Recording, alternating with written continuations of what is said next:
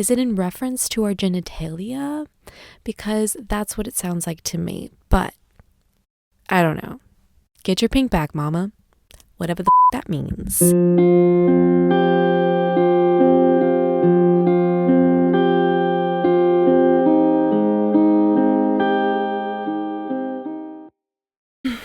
Okay. Oh my goodness. Hello. It has been a minute. This is Sparky. Sparky, can you chill? Can you be chill?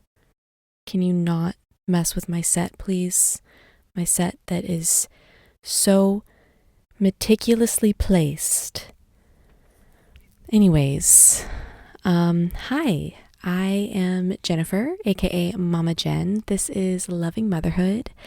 Welcome back, maybe. I don't know. I do have some episodes already up, but this is the start of a new season, the start of a new podcast, new set, new year, new me, okay?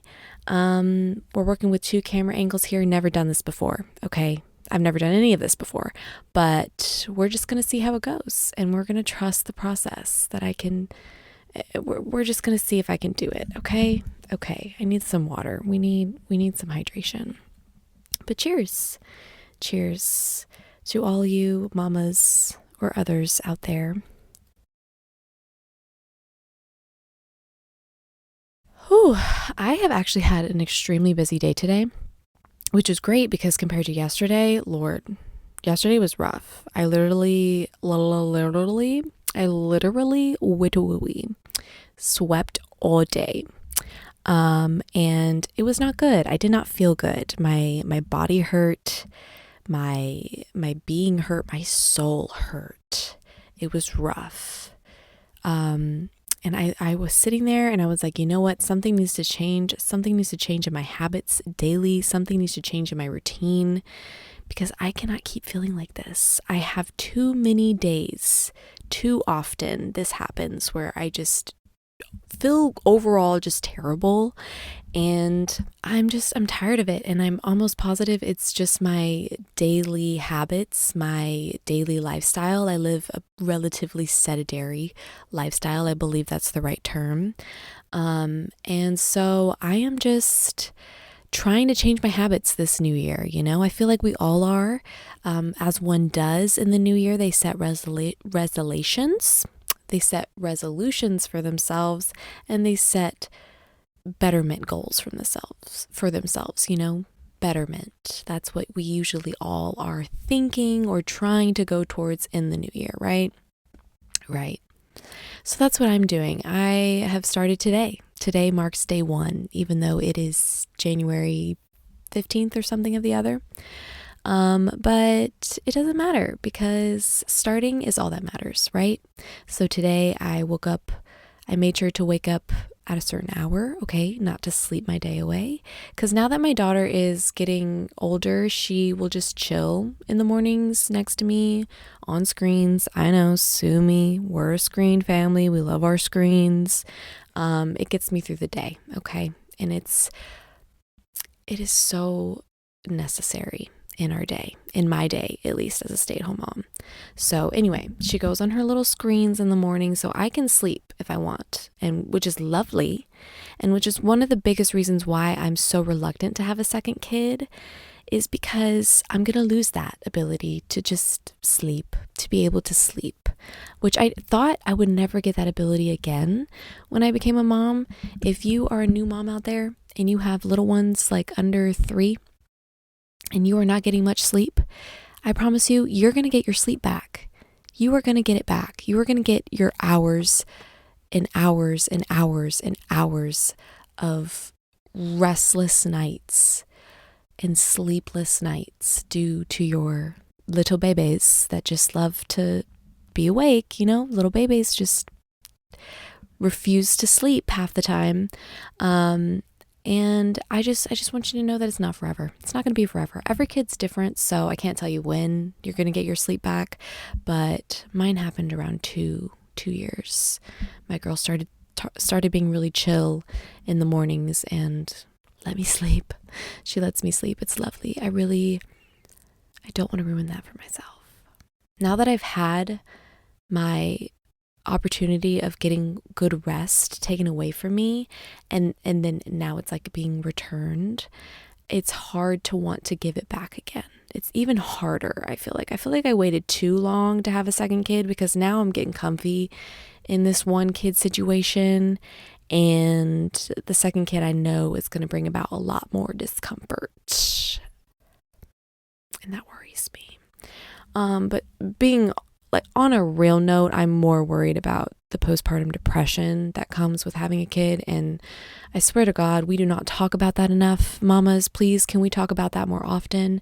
If you struggle with postpartum depression, anxiety, just postpartum baby blues, talk about it, okay? Talk about it, because it's normal, and we should help other moms feel normal in that struggle, because it's hard and it's something that you often cannot help.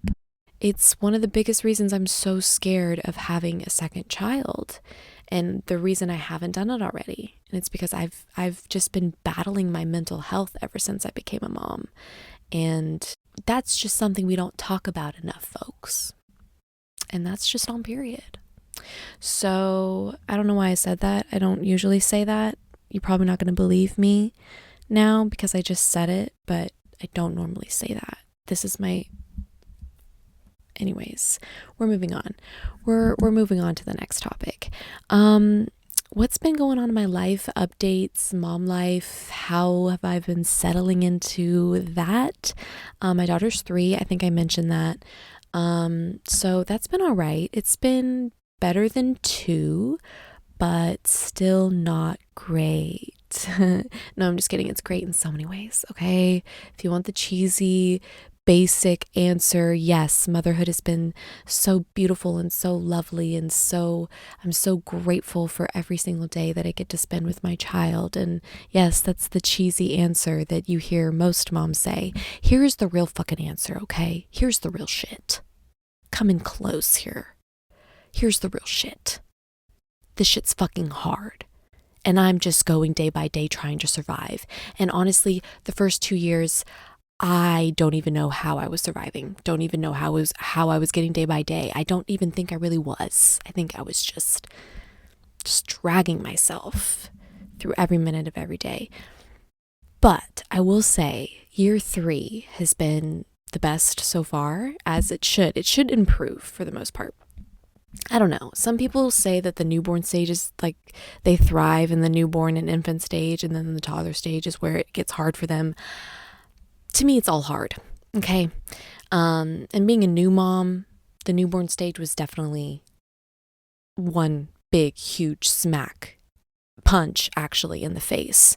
So I'm just trying to get used to it. The more I get used to it, it gets easier-ish, kind of, sort of, somewhat.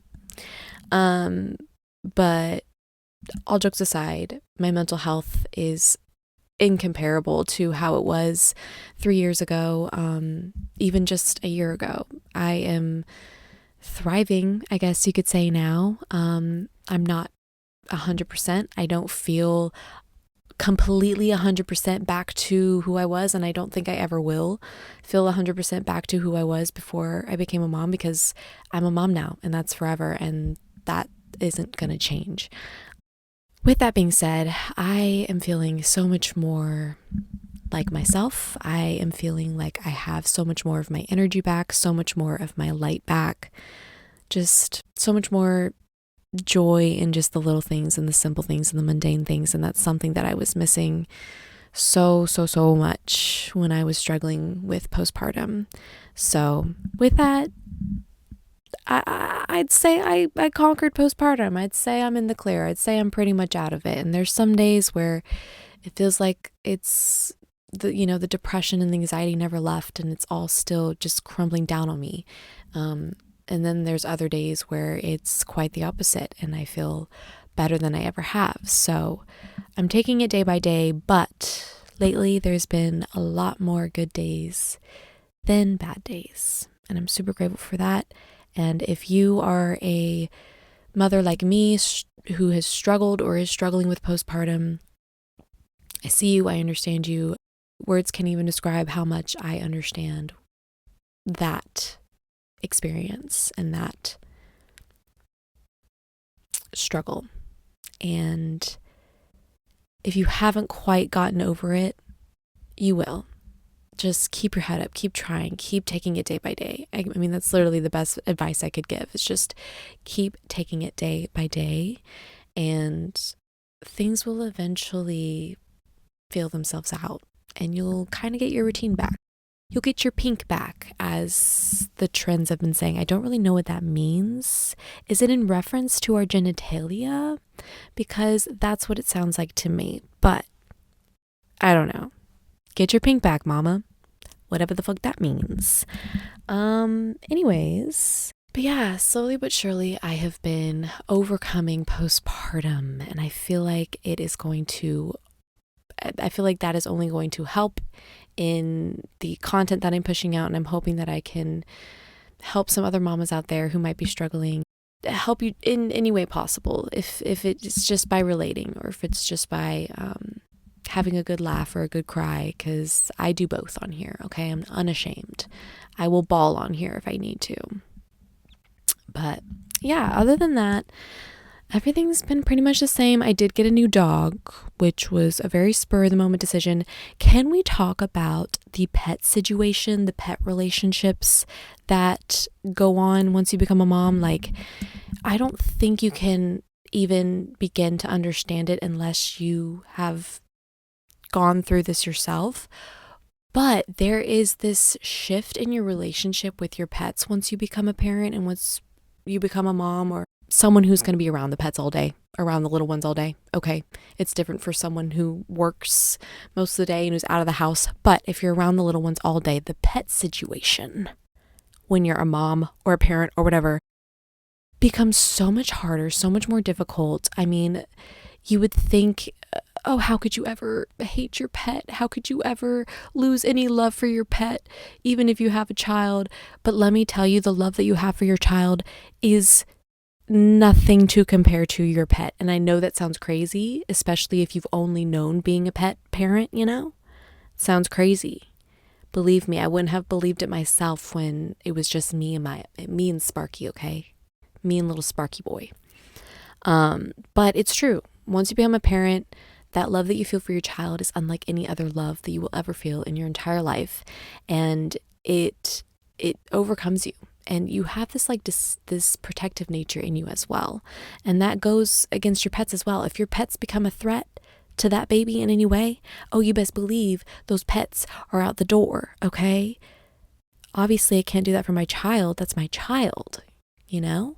But pets, it's different, okay? We can agree that that's different. So that was a huge shock to me, becoming a mother and becoming a parent, is how different your relationship with your pets can become, and just how different that dynamic can present itself. And so anyways, I bring that up because we got another dog. I have a dog. We got another dog. We also have a cat. So now we have 3 pets, and it's a madhouse. It's a madhouse in here. 3 pets and a toddler, and possibly an infant. Maybe at some point in the next year or so. It's a madhouse. It's fun. But anyways, the dogs, I have become less of a dog person since becoming a mom. If you had asked me when I was maybe like 16, I'd be like, I love cats and dogs equally. Couldn't tell you which one I liked more. And then I got a cat, so I was leaning more towards cats, but dogs are still really cool, still want a dog. And then I became a mom, and then I got a dog, and I realized how insanely difficult it is to navigate parenthood and having a dog. Okay? That was a whole journey and learning lesson for me, was navigating having a dog and a child all at once, and a cat, because my cat even got jealous when we got the dog. Okay, it's the jealousy for me. It's the need for attention all the time. I mean, it's all the time. But anyways, we got another dog, and that's because the first dog was lonely. Okay, as one does, we get the lonely dog a dog friend. And this dog is smaller-ish, but way more energetic. So that was a whole nother weight to that pet parent to motherhood relationship thing that goes on in early motherhood. But with that being said, we're all adjusting and we're all kind of like blending in and getting into our routines, and we're doing all right. So I would say that I am doing okay at this cat mom, human mom, dog mom dynamic, which I don't think I could have said even a year ago. Okay, it was a mess. I mean, life is still messy, but God, was it a mess when we were first starting out. Okay, we've come a long way since then. But yeah, no one really talks about how like different that dynamic becomes between you and your pets when you become a mom. And it's a sad reality sometimes, because sometimes you have to ask yourself hard questions like, can I take on this responsibility of having this pet while having a child? And a lot of times parents decide that they can't, and so they have to kind of give away or rehome their pets. And I've seen it happen, and it's sad, but I totally get it. Like, I totally see it now from my own perspective, like, oh my God, yeah, like that would tear me to pieces, but I totally understand. I mean, there was a point when I thought about having to rehome my cat because of some behavioral issues that were going on while I was pregnant with me and him. My cat and I had beef when I was pregnant. I don't know if that's like a territorial thing, if that's a biological thing that actually exists. But my cat and I had beef. He did not like me when I was pregnant. I did not like him when I was pregnant, okay? I had to send him to my mom's house, for real. I did. And so, yeah, the whole dynamic just changes when you have this human that you created come into your life and destroy everything. No, I'm just kidding. It's great. It's totally great. I'm totally fine. We're good. We can laugh about it now. We can laugh about all the hard stuff and the struggles, right? Because it's behind us, right? 3 years in, it's behind us, right? Yes. It's not like we have 15 more years. Possibly more if I have another kid. See, that's the thing. If I do have another kid, I start over. I literally start over in this commitment. And I'm already 3 years in. I should have done it sooner. Honestly, I totally get it. I totally get it when people say, like, have them back to back. Have your kids, like, year after year, like, back to back. Because then you get all the little years, the first few years of their lives that are the freaking hardest and make you want to rip your hair out. You get all that out of the way, together. You don't have to restart anything. Now I feel like I'm going to have to restart a whole 3 years. Okay, if you are a mama and you're watching this and you've dealt with postpartum depression and you have more than one kid, did you deal with postpartum depression for each kid?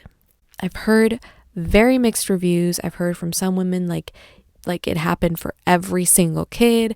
I've heard from others that it was just the first. I've heard from others that the first was a breeze and it was the second that they had the postpartum wave. It's all different, and I don't even know what to go off of, and that's what terrifies me even more. It's like, it's just kind of your own unique experience. I need to stop talking so fast. I need to just like take a deep breath and like catch up. Oh my goodness.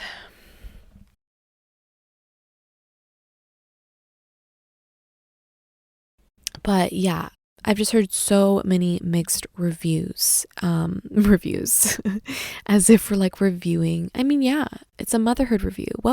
Give me your postpartum review, okay? 1 out of 5 stars.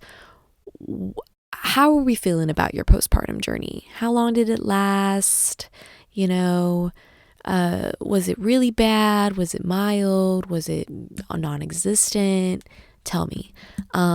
But I know it's just like super unique to one's own experience. And so that's what terrifies me even more about just jumping in and going for it and having a second kid like we planned, and then having to go through postpartum depression all over again when I really just wanted it to be easier this time, which I'm hoping would be the case. I'm hoping like it would be easier and I would feel like I kind of had more of the hang of it and I'd be able to enjoy it more. But hormones, pregnancy, childbirth, it's all just it's just a mystery. It's a mystery how we're even here. Life is honestly crazy. And I'm not going to get into that because that's just mind-bending shit. But if you think about it, life and existence in itself is crazy. Giving birth is insane. Like the fact that there are so many successful births on a daily basis is mind-boggling because like what your body has to go through, it's almost like rare. Oh my gosh, life is so rare. We are really getting deep, aren't we? Anyways, where was I gonna go with what I was saying? What time are we at? Oh my gosh. But yeah, new dog, new year, new studio. Do you like, I know if you're just listening, you can't see my new studio, but it's kind of cute. She's kind of cute. She's kind of cute. She's a whole lot cuter than my last studio, quote unquote, my last set. That was rough, whatever that was. But yeah, I got my cute little candles and we're going to have to name her. I don't know what to call her yet, but that's my little flower vase that I thrifted. Yes, I'm a huge thrifter. I'm obsessed with thrifting. Like finding a good thrift find, there is no other feeling in the world that can match finding something at the thrift store that is so unique and so just a good find. I don't even know how else to explain it. There's so many different varieties of good thrift finds. I've found them all. I've yet to find something designer, but I have found very good deals on things. I mean, I'm a good thrifter, okay? If I do say so myself, I'm a great thrifter, okay? And that's because that's like one of my only available places to go and like shop and like ball out and like go on a little shopping spree. I can't really afford to do that at places like Target or I don't know, Anthropology, Free, like I can't go shopping at those places. I can really only afford Walmart and the thrift store. So I've romanticized it. I've made it a thing. I've made it a fun skill of mine where I'm just good at thrifting. And I think that this vase right here proves that I'm good at thrifting, okay? I have way more evidence and proof, I promise you, but I think I would just bore you to death. If you want to know more about my thrift finds, maybe I'll do a little vloggy. I've been vlogging. If you didn't know, I vlog. On what was originally my podcast channel is now my vlog channel. I've separated these channels now because like I'm all official and shit. But yeah, I just really wanted a place to just like create and do fun stuff. So vlogging is mostly what I do over on my Mama Jen, what is now my Mama Jen channel, and then this will be strictly podcasting. But yeah, if you want to see me like do a fun thrifting vlog where I take you with me thrifting or I show you a lot of my amazing thrift finds, I would love that. But I feel like that's boring for a lot of people, so maybe not. She says to literally no one because I have 0 listeners. That's not true. I have like 12 listeners, right? Have some faith in myself. Honestly, it's really sad that they might be taking away TikTok because I've spent years building that TikTok page and I'm almost at 20K and it's taken me years to get there and it might just go away one day. So I gotta start somewhere. And this is me trying. This is me trying to just keep pushing out the messages that I want to push out. And that is motherhood. And that it's hard. And that we're all struggling. And I don't even know. I feel like I'm just rambling at this point. Yeah.